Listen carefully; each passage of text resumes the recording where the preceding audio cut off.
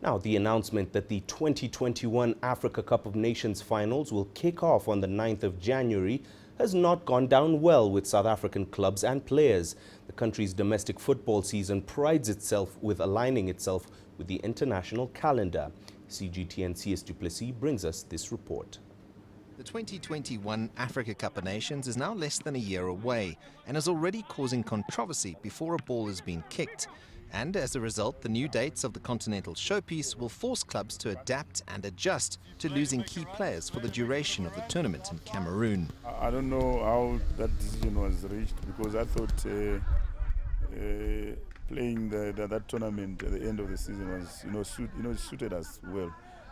Because now we've got to play it in January, where our league, it's really that's the toughest, time for us, and it's going to really affect us. For the players involved, it's a double-edged sword, as it could mean a decent off-season break, but also could affect their club commitments at a crucial time in the domestic season.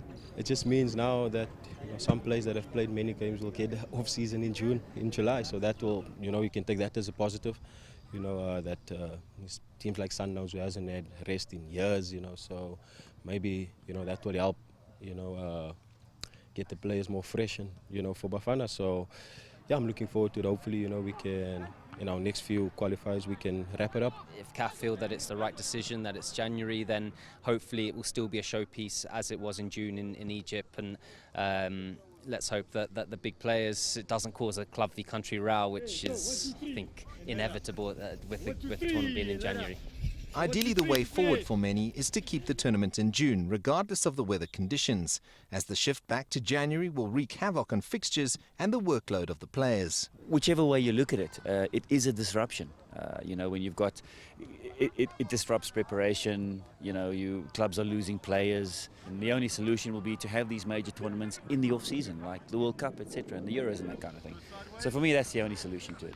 CAF's decision has been met with surprise and disapproval by the South African clubs. And despite accepting that it is disruptive to their domestic commitments, there's a feeling that the Premier Soccer League will need to intervene by, as they have done in the past, delaying the start of the season to accommodate the continental showpiece. Sias du Plessis, CGTN, Johannesburg.